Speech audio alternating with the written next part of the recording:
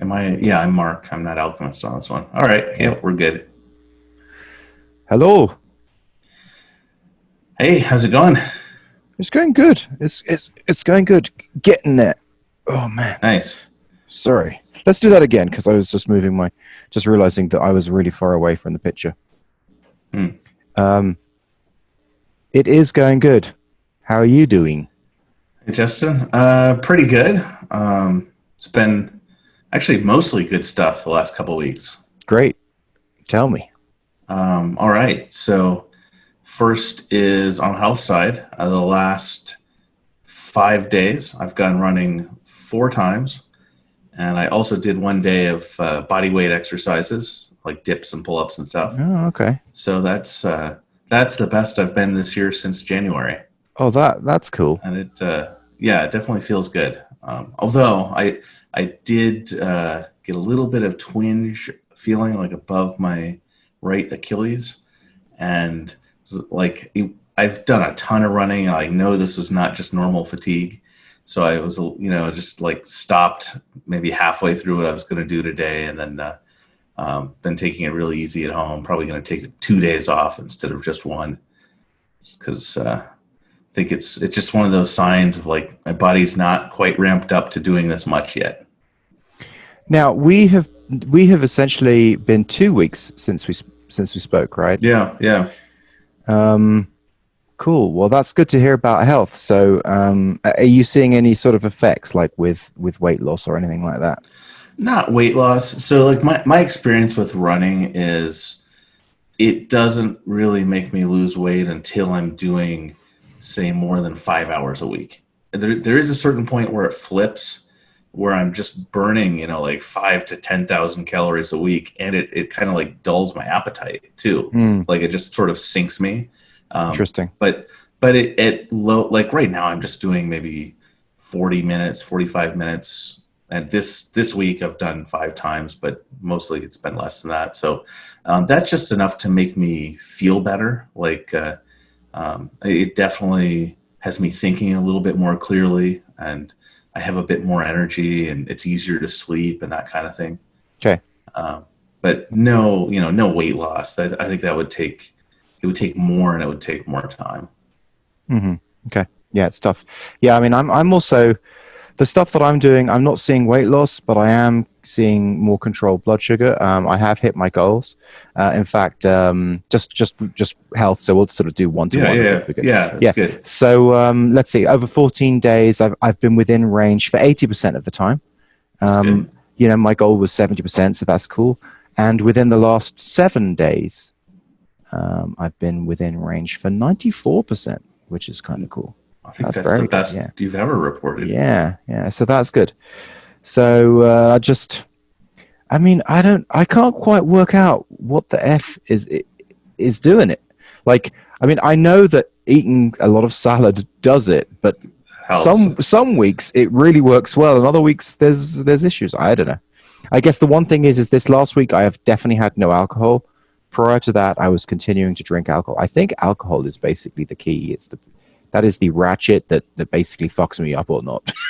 I Yeah, I mean, like I'm sure it makes you eat other stuff, and I don't even know how you'd evaluate that for. I mean, I just don't know Yeah, about it because it's weird. It's like 7 calories a gram, and they it's never very talk. yeah. Yeah, I if don't you know. like look at some like fitness site, they're never like breaking down alcohol as a Yeah, macronutrient. exactly. It's just kind of Yeah. assumed. So I don't know. I something I started drinking coffee within the last couple of weeks. Maybe that makes a difference. Mhm. I mean, I wasn't doing coffee before that. I don't know. It's yeah, I mean it's complicated, and I'm sure there's a ton of stuff that you're seeing now that's just like a lagging indicator of what you were doing 2 months ago. So That's probably true. That's probably very yeah, true. So yeah, how about so how do we want to do it in the new show format? So we said we were going to do sections where we were doing screen share. We're going to have a middle section where we do screen sharing, which is not for the yeah, podcast, and we are going to have the top and tail, which is the podcast element. So how do you want to do something like updates? Do we say it 2 times? Do we say it 1 times with an audio and then 1 times with a screen share, or do we just I mean, how do you? I think we could just, I think for an update, we can just say what we've done, like at a high level. And then Okay. after that, we can like dig more into it or just, show neat screens of stuff we've got done. Well, for me, my update is I got kind of sidetracked to working on Nugget instead of working on Yeah. instead of working on task flow. But I have put together an interesting bio page which I've put on Nugget, which you can access from nugget.one // JV. And what I have listed on that bio page is that my main side hustle is task flow, even Okay. though I'm actually working on Nugget. And it's just sort of working on Nugget because I think there's a marketing idea, the bootcamp thing that we were talking about. Mm-hmm. I just sort of need to get that out the window. Is that public yet? It's not public and it's taking a lot longer than I had planned. And that's sort of just getting in the way of the task flow work. But once that boot camp goes live, then I will flip back to task flow. Yeah, I looked at that founder fit page that you sent me. Oh, The 7 different 7 ways success. that they fit. Yeah, success factors. Yeah. Is so that one's still just private so far. Well, it's private, but I'd love to get your feedback. Yeah, I thought it. I mean, I thought it looked pretty useful. It's definitely the kind of thing that I think it's going to appeal more to people who've already tried and failed a few times, as opposed to someone who's just like, I'm gonna, leave the corporate manacles and do something independently. Someone who's like really fired up and like is going out for their first try, they're probably gonna see that and be like, Well, I'm a fit for like running Amazon or something. that's what I really hope that they don't do that. And the very first lesson. So basically, just to give some context, the boot camp, the way that I start the boot camp is I'm saying, look, this being an indie founder, at least 50%, if not more, is about just doing things that are in the right context for you as a founder. Like, don't try and build Amazon. Like that's just out of scale. It's out of scale. So the first factor of the 7 factors is context. The second is customers. But let's just talk about context, because I think this is cool because this is a mental model as well. I've started writing the lesson and I've got the mental model for you. So and this is such a great way of explaining how important founder context is. And it's been absolutely elusive to me over the last 4 years to try and pin down how to explain this shit, but I finally got it. It is my kid introduced me to this game called Adventure Up. My 5-year-old son. Okay. Adventure Up on Roblox. So Adventure Up is like this game where you basically start off with level 1. I mean, like any game, you start at the beginning, and then you earn experience points, and then you get to level 2, and then you earn experience points, you get to level 3, and basically at level 1, all the stuff you have to do is like just the basics. You're learning the basic moves, the basic concepts. Is kind of boring. And then level 2, it's a bit more interesting. And by the time you get to level 40, you are like Superman in this game. Like you have so many powers. Like the main challenges from earlier levels are like core things you have to do repeatedly. Core and mix things. together. It's just boring. You have to do it, but you do win points. You gradually get through. So this is such a great mental model because this is exactly the same as being a founder for 2 reasons. First of all, you have to start at level 1. You can't go to level 50.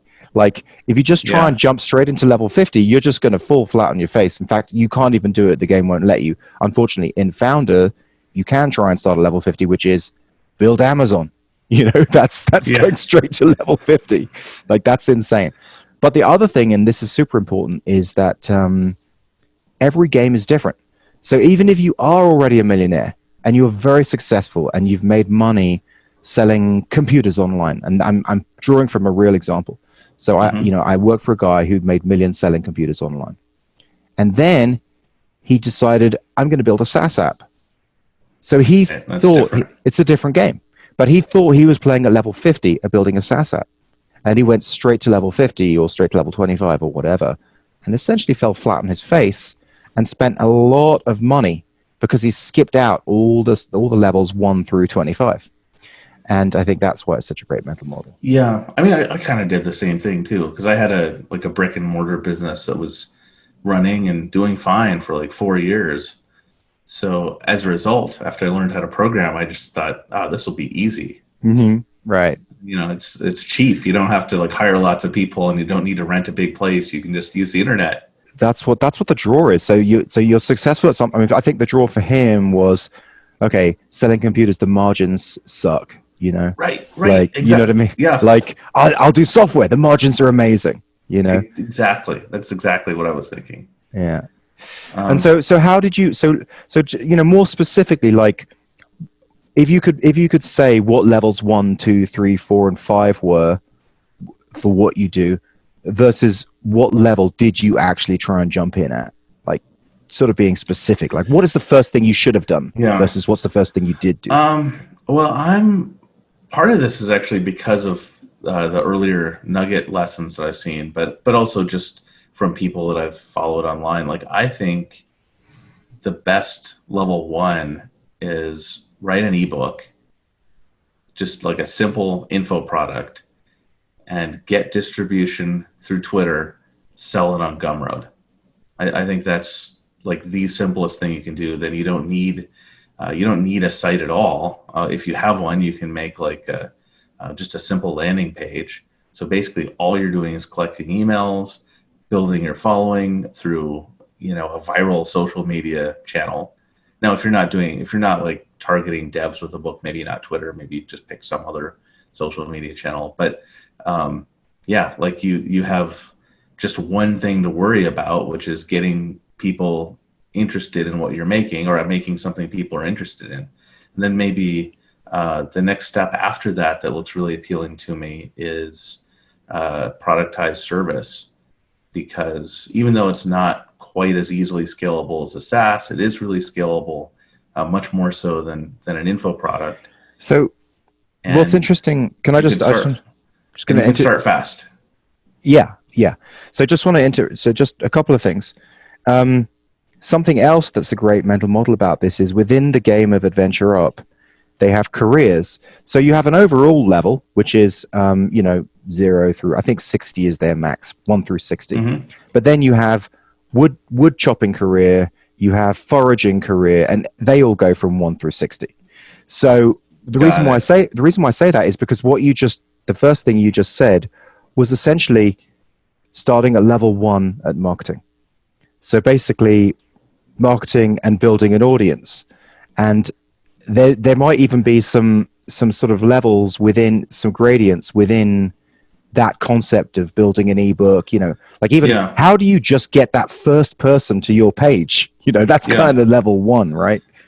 Although Level 2, yeah. I think you'd still need that though with a more complicated business. Like if you have a SaaS app, like you still need to somehow get attention.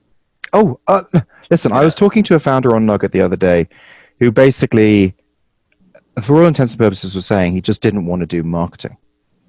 And he wanted to clone another company that was already successful and just launch it. And I was like, how? Like, you've got to do marketing now, or you've got to do marketing then. But like, the gamble is to just spend 6 months building something and then do marketing. Like, even if it is a clone, Yeah. you've got to validate your own self. Like, can you get the people? And you need to validate them now or in 6 months. In 6 months, 6 months. Yeah, and also I mean, this is kind of a side tangent, but I think if you're cloning something, the marketing is even more important because you don't even have novelty going for it. Like you're being compared directly against something that's very similar.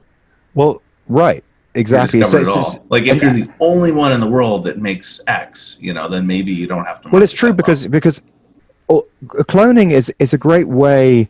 I liken cloning to going ahead and opening up a liquor mart down the road from all the other liquor marts.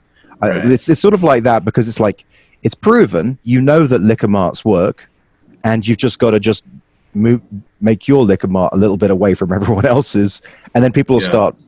But the thing is, you do with cloning, there is a point where, slightly different, where you will have to differentiate at some point, because in like you say, like in a comparison page on one of these comparison sites, everyone's going to say, well, it's exactly the same. What's the difference?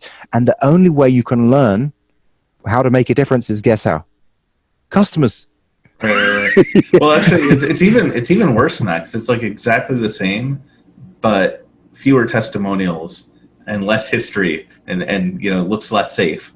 So Well, I mean, look, I've got a friend and a Nugget member who cloned a product and is making, I don't know, five to 10 times more than the original product.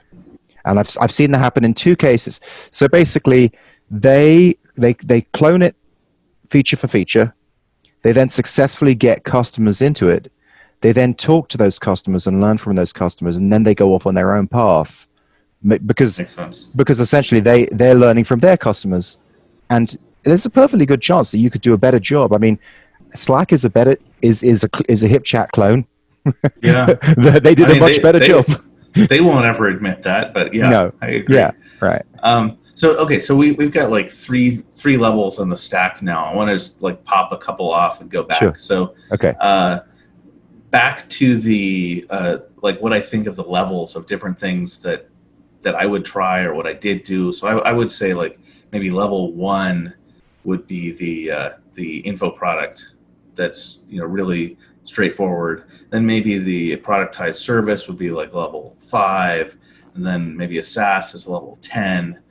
And what I started with was a two-sided marketplace. Actually, it's worse than that, because it was a series of two-sided marketplaces. That's level 50. It was a language learning app where it wasn't limited to any sets of languages. So maybe you have, as I said before, like maybe you have Thai speakers learning Chinese, or Chinese speakers learning Japanese, or Japanese speakers learning English. So it was just this array of two-sided marketplaces with very unequal demand across any of the pairs, except maybe French and Spanish have about equal demand with each other. So that is something where, in order to succeed, like I basically needed funding, and I wasn't good at raising money. So it's I registered. Well, first of all, yes, radically different. Okay. Yeah. So let me just tell you in the example that if I can go back like one more step though. Yeah, of course, go. Okay. So back to the original thing. My update for this week is that I have made one new screencast for Alchemist Camp, which is about the reactor site. I'll show you in a little bit. Yay. I've done the editing for 3 of these discussions. Haven't written up the show notes or published them yet. So you mean editing like you've got a screen version and a podcast version? Yeah, I've gotten way faster at doing it. Like basically, I just need to line up the audio, and I found like the audio only jumps at certain times where I think it's like when one of our CPUs gets really busy, then there'll just be like some extra time in that side's recorded audio. So I just like take that out, line them up. Have to do that maybe 2-3 spots. Then I watch the entire thing at 3.5x speed and just catch and see if there's a mistake. Because like even at that speed, I can see like, oh, there was like something that didn't. Can you hear me saying, "Hey, get rid of this bit"? Yeah. Okay, cool. Yeah. Yeah. So it's I do that, and then maybe one last touch up, and then video is good. Then I use the audio from that as the starting point for the audio track, and just clip out the middle, and it's good to go. So how long is the podcast now? An audio one? Yeah. That's pretty variable, but around half an hour-ish. Oh, still get half an hour. Yeah. Okay, cool. Then the other thing is I got my first sale on Phoenix Igniter. Yes. And I haven't sent out the email to people yet. I actually haven't done that pitch, but someone just like found their way in and bought it. So, and then they emailed me and told me like, their background and why they were interested. So that's a really good sign. Very good sign. Someone just like saw a login button, went in and bought it. So, feeling pretty good about that. Yeah, congrats. And, that's a giant level up right there. Got a lot of. Well, it's only $60, but No, but it's it'll a be joined by threshold. more. It's a Yeah, threshold. It's a threshold of like it's supremely revenue important. positive. Yeah. Well, no, it's not that. It's not that it's just revenue positive. It's like, I mean, it's significant validation. I mean, it's like walking over a threshold. It's like this proves that this can be sold. Which, in other words, shit. If you can sell one, you can sell 1,000. You know what I'm saying? Like that's Sure hope pretty. so. Yeah, Yeah. yeah. So that's the full update. Should Okay. we go to the video sharing? Sure. All right. You want to share your stuff first, or you want to check out what I was just talking about? Yeah. Do what you were just talking about. Okay. I will share my whole desktop. 1 second. Okay. Can you see it? Yay. Maybe All right. we're going to be live. We are. So One here's day. Reactor, and this is the podcast listing. So I made a separate listing page from the single sites. Yeah. Play button is like so, and you can middle click it to go to a new tab, but I'm not like forcing it a new tab all the time. Mm-hmm. So Okay. it's pretty close. I just need to add some permissions, and then it's then it's enough. Oh, and comments. Need to add comments. Okay. So got Awesome. that. Stripe revenue graph, $60. Yay. One good sale. Love that page.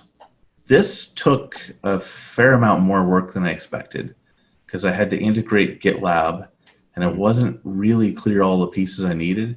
Basically, had to use OAuth to get the person's GitLab ID, and then I had to use a separate system of just using my own client token in order to grant the person with that ID access to the repo. But once they log in, they can click here and buy, like using Stripe elements. And then as soon as they've become a member, they get access to this repo automatically. If someone's not logged in, they can't even open this page. Mm-hmm. And then I also set up another site with Vue Press for the documentation. So if you go to Phoenix Igniter /docs, I've got installation docs, how to set up like merging from this repo as an upstream, Love it. and a whole bunch of planned stuff. So Now, did the person who bought it basically get it without hassle, or did you have to do intervention and like talk them through and help them out? well, they downloaded it. I'm not sure. I'm not sure if they're using it yet. I believe they got everything okay, but they probably haven't set up. Igniter as a remote origin, which will be good for updates. Now, remind me, do you plan to create a Discord group or a Slack group to just have these people on tap to be able to talk to you anytime they want? I hadn't thought about that. I mean, you mentioned that before, and I was thinking about that for Alchemist Camp, but I've just been so busy, I haven't thought about that. I might. I think that would be I would do it. The reason why is because I'm a control freak and I hate stuff just happening in the blind and not knowing what people are doing, and I just want to be able to, for them to reach out to me anytime they like, and for me to be able to say, hey, did you get it installed yet? How's it going? But that's why I would do it, just so that I could learn and make the product better and just iterate it, just make it easier and more valuable. But It's not a bad idea. It's still cool. I'm also planning on making some screencasts for this, basically, and then they'll be on my Alchemist Camp channel. But it's just like, here's how you set up an admin user. Here's how you, do some other thing that the repo gives you. So anyway, yeah, that's I like it. That's the great. Visual part of all the stuff that I made. What about your YouTube stats? YouTube stats, I'm up about 150 subscribers this month. Okay. And that's better than normal, although I think it's just more people are on YouTube right now. Okay. And Alchemist Camp paid members, I think I gained like $5 MRR this week. Hmm. Okay. Had one person quit and then two people join, one of whom was from a heavily discounted country. Hmm. Okay, that's all. That's all. That's your.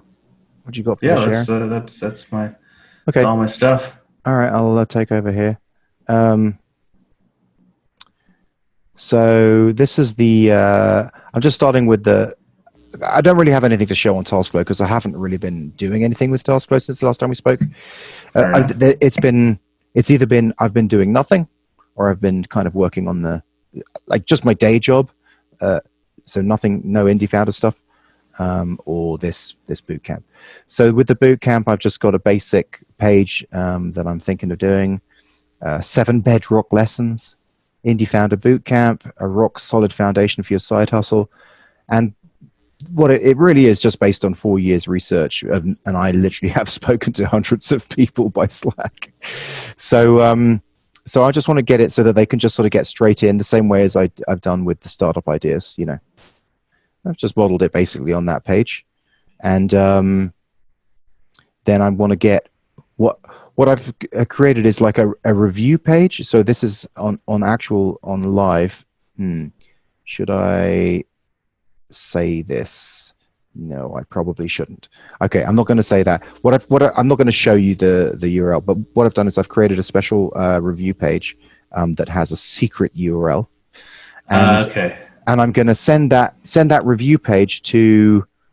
Well, I'm gonna see how high up I can get in terms of founders to review it. So hopefully I can get some big names, but if not, at least I want to get some people who are earning genuine revenue. So I sort of want to say, Bill, this is a great place to start as a founder, and then Bill's business and how much his annual revenue is, type of thing. So then this is there's going to be like the 7 lessons there. This is just lorem ipsum. This isn't real stuff. And then this is my favorite call to action. You don't know what you don't know, but after this boot camp, there will be a little less of that. Okay.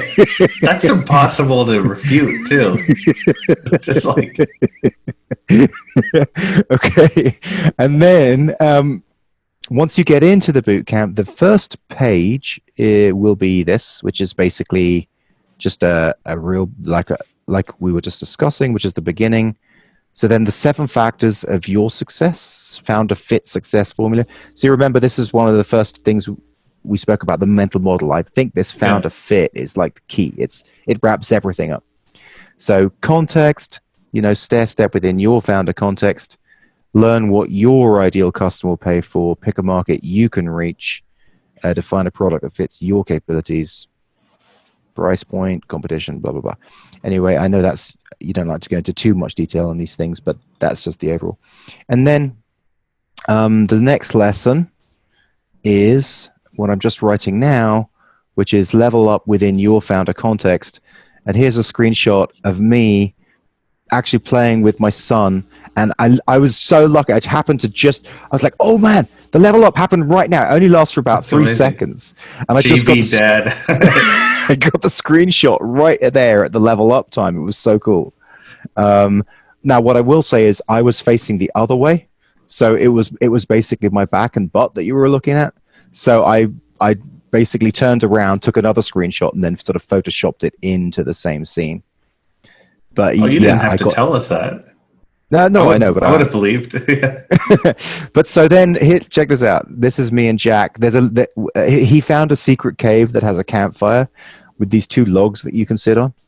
So this is a screenshot of us just sort of sitting by the campfire in the game. Wow, that's cool. But so I'm really just sort of working through this lesson. But I want to talk to you about the level ups that you said. I felt that they were probably they were like major levels, like major bosses. Yeah. Like there's a lot more incremental stuff, like work out who your ideal customer is, find or grow a group of them, learn what problems they have, come up with a few possible solutions, that type of thing. But I think it's different for every game that you play. But so that's where I'm at with all that. Yeah. I like that quote too. That was from the video from one of the earlier episodes. Our context is worth 80 IQ points. Alan Kay, yeah. From Where you one of which videos? The Power of Simplicity. He Oh, was this is talking. something that you shared? I shared it with you like a couple months ago. Oh my god, I independently found it again. That's hilarious. Well, it's worth it. Yeah, Alan Kay had some good stuff. that's right. Yeah, you Yeah, did. that's what he was saying. Like, why is it that like Leonardo da Vinci was ridiculously intelligent, and he spent decades trying to make an electric motor or a combustion engine, and he couldn't. Then Oh, Henry yeah, yeah, yeah, Ford yeah. was not like that at all, and he could. Why? Well, it's because he had the context from a different point of view Yeah. that Newton figured out. So Yes. And another one of your mental models is in here, which is I say down here, this course is designed to be an engine, not a power up. yeah. Yeah. I wrote a comment on Indie Hackers with that, and it went really well. Like I was surprised. Like got a much better reaction than all the comments that were answering the person directly and saying you should do this, as opposed to here's a model I use to think about what tech stack I'll study. Yeah, I love that mental model. It's really good. But I sort of clarified it. I didn't just want to say it there. So I said, in other words, my goal here is to create foundational knowledge that can help you frame key decisions moving forward.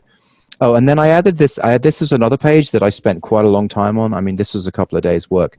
Who was teaching this? I This saw was that one, yeah. So basically, I just sort of wanted to just create like a central page that because people buy from who they know and trust, right? Yes. And so I just wanted to sort of present, okay, look, this is not just someone teaching a course. Like I've done a whole bunch of stuff. You've actually got experience. Yes. But not just that, other ways of getting into more content. So, Texting, like the best episodes from Texting, which I actually think is not Jason and me. It's the wives episode, I think is our That best one was episode. really good. So I thought the one with the wives was really good.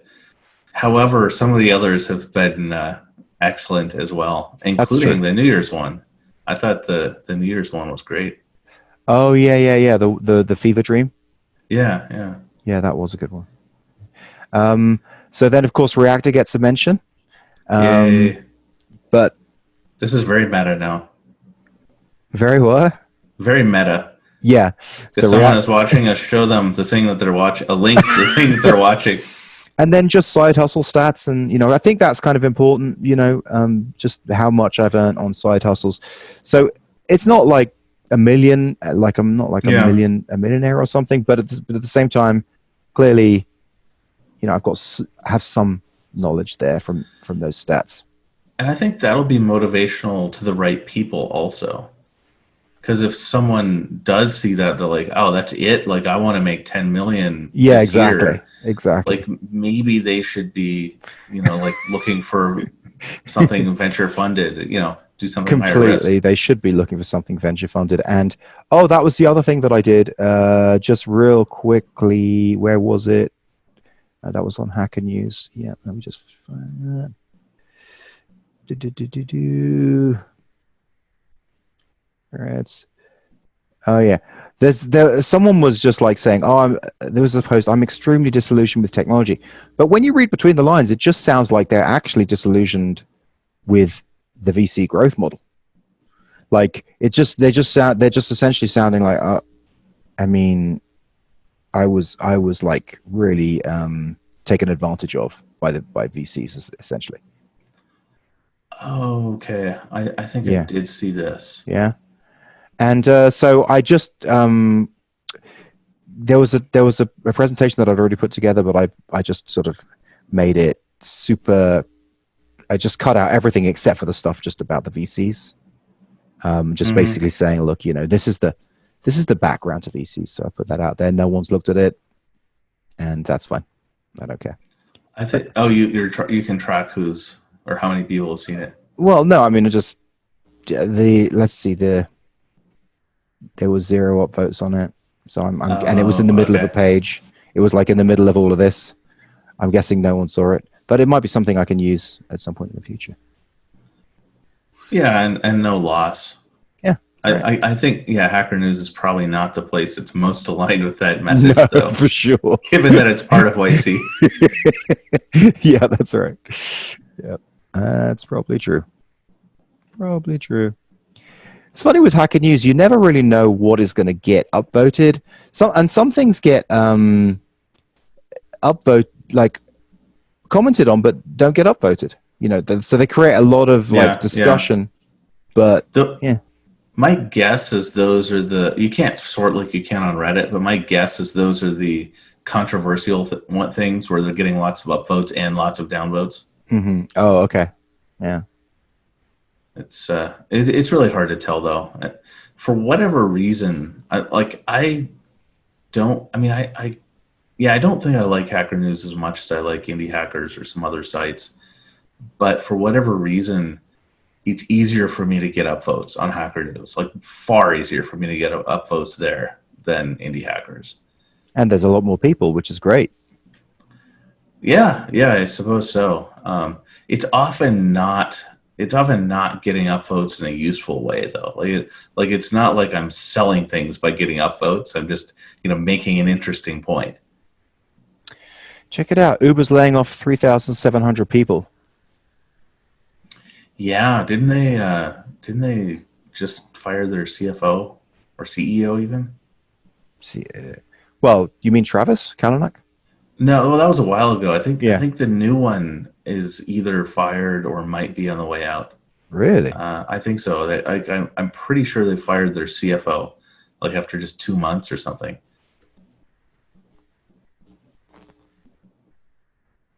Hmm.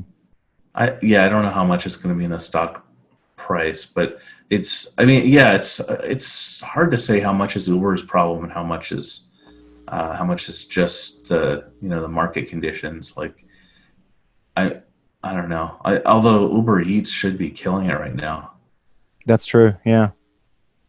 I would think they would be like more protected than Airbnb or some I of the mean, others. imagine laying off 3,700. Man, that's going to just give you so much cash. I mean, obviously it sucks for them, but for the company, it's going to give them. I mean, how much I cash? don't know how That's many a people do ridiculous they amount. employ now. Jason always said, every time he'd go down to Uber headquarters, he'd be like, "Whoa, there's like 100 more people. Whoa, there's like 2 new buildings. Yeah, Whoa." well, they were like a model for blitz scaling. Yeah. Oh, Um, that's a word, blitz scale. yeah. That's a word. Reid Hoffman has popularized that. In fact, I think he's got a whole podcast called Blitz Scaling. Interesting. Wow, blitz scaling. So blitz scaling that only works through VC growth model, right? Not necessarily. Groupon, I think, is a good example. They got VC later on, but they like their model is we're going to live someplace cheap, and we'll just have floor after floor after floor filled with sales reps that go push deals really hard. And Mm. even though we're losing money, like we will have positive cash flow because we're selling more deals and we have some lag between when we get the money from the customer who's offering the deal and when we have to or when we get paid by the customer who's buying the deal and when we have to pay the money out to the customer offering the deal. So they just like off of that cash flow edge and the fact they were growing fast, they were able to operate at an increasing loss for years while they were like the fastest company ever to get to $1 billion at the time. Mm-hmm. So I mean, they're a little weird. They're weird, very weird for Silicon Valley though. Like normally you don't have um, thousands of sales reps and just a hundred or a couple hundred engineers. Mm-hmm. Yeah, Groupon. Yeah, very strange. Yeah. It's funny how so far the two blitz scaling things that I know about Uber and Groupon are, there's some questions about those companies. Groupon, I think they might be. actually, I think Paul Graham has even said like they're like the marginal case of the company where maybe their sales was too good. Like they basically outstripped their engineering ability. And like when I was there, it was just terrifying technical debt everywhere. Like Oh my God, yeah. Salesforce was basically the database. I mean, they Interesting. had their own database, but it was like number one goal in 2013 was like get rid of the dependency of Salesforce. In 2014, like that was also the number one goal. And they bought like all the copycats. Like, yeah, I think now like it's probably pretty stable, but the growth, the crazy growth is over. I mean, with COVID, Groupon's business, does it have the Yeah, same value? I don't know. So I should say, so I worked there 2013 and 2014, Yeah. and I showed up like a little bit after the very weird but clearly impressive founder had left. So I think what happened is like they were kind of a crazy weird place that was growing fast but maybe not that sustainable, and he was drinking beer on the quarterly update meetings or something, and like when Kara Swisher asked him when he was going to IPO or if there was any news about an IPO, he just like his response was just and didn't say anything. He just got totally silent, and it was really awkward. And she was, and so she was like, "Well, that's not going to work." And like circled back to it later, and he did it again. It was, yeah, they had so many quirky things that helped them though, because they had such an inherently boring business. It's like how do you keep millions of people on an email list where you're sending them a pitch every single day to try to get them to buy something, and being really zany and creative helped for sure. Yeah. But I think it's one of those things where it's like after the founder left, like they did get like way more serious and way better control over everything. But I think even when I was there, it was like there was no hope anymore that they would grow super fast, Hmm. or there was just a tiny one. Tiny hope. Yeah, and I think that's how it is with Uber too. I mean, I Yeah, don't yeah, you're know. right. I don't. There is a tiny hope that the stock will go up and that everything will be hunky dory again. I mean, I don't mean the stock. I mean just the company. Like I feel. I mean, I could be wrong, but I'm kind of starting to wonder. Like, is their most valuable thing going to be the fact that they own a double-digit percentage of Didi Chuxing in China? Is it going to be like Yahoo was getting the early stake in Alibaba? Mm, mm, interesting. Yeah, And like no one would have imagined that would be possible like 3 years ago. yeah, that's interesting. Yeah, yeah. So, what else did you have a mental model for today, or are we good for mental model now? It'll probably come to me like right when we're doing our updates or our goal setting, I should say. Goal setting. What's your goal? What's your what Okay, is, so my goal is kind of related to my progress. The one big piece of progress that I did not share is that I now have a resident card. So Yay! I can buy masks. I don't have to leave until next April at least. A lot of other good things. That's awesome. The one thing that's a little challenging, which is flowing straight into my goal, is the requirement to renew an entrepreneur visa is much higher than to get one. Hmm. And basically, in order to renew it next year, there are a few criteria, but the most likely one that I can hit is to get 100,000 US. It's actually 3 million Taiwanese, but it's about 100,000 US in revenue. That's so cool. That like literally to just stay there, you have to earn money. Yeah, yeah. So That is it's so awesome. and it's a little bit more than that even. Like I have to earn enough that I have enough buffer that I feel comfortable opening a Taiwanese company. And then that takes like 2.5 months. And then after that's done, then the clock is ticking, and I need to get like 100K in the remainder of the year. It's So like, it's actually more than I was going to guess I would hit. Like I think if I just by how kept much? if I kept the same growth rate as I had last year, I should be at about 60K, 70K maybe This is for the beautiful year. because So it's it's the gun to the head. Like, yeah, like yeah, Jason spoke about that. It's like when you have a gun to your head, you will make it happen. yeah, and it's not like the requirement is 10 million. Like Mm. it's a bit out of the range of what I thought of what I was like planning for, to be honest. But I think it's doable. So I'm basically now I've got some obligations with this the startup incubator that sponsored me, and by incubator they're not like they're not an accelerator, like they don't have any equity in my company, they're not giving me money, but it's more like a co-working space that has events. But I'm helping him with like one conference each month for a couple months. What's your target price for Phoenix Igniter? 240 So once it's full. 100 divided by 240.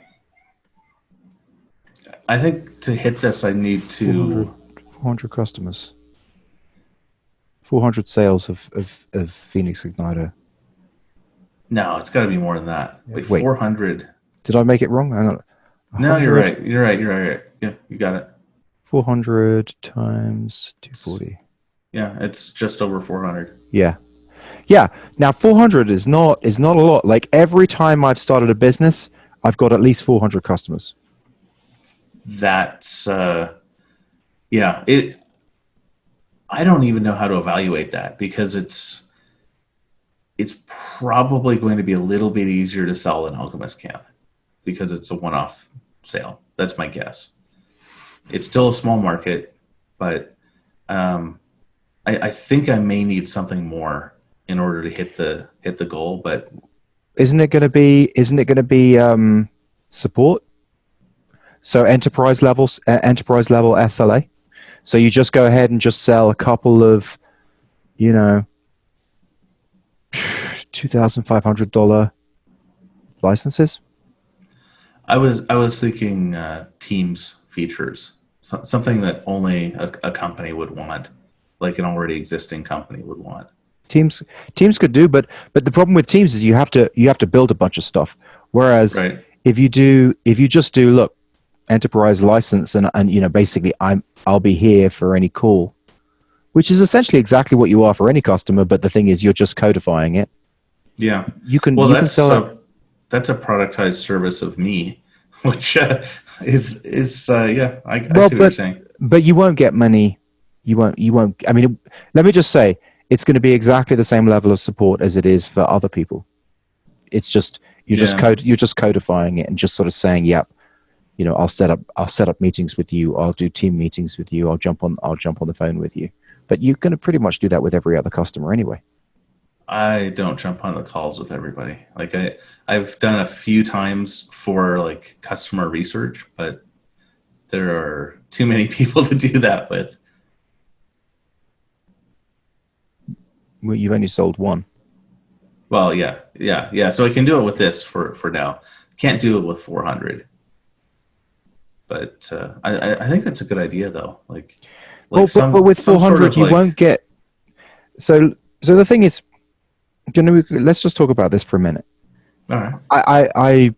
I probably disagree that you can't do it with 400. Well, I mean that's what I do, and you just don't get that many people talking to you because people generally don't want to talk to you.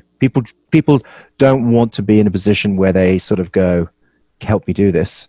Most people want to figure it out. Yeah. That's basically the fact. Very few people actually take you up on. Okay, yeah, I'll get I'll get on a call with you.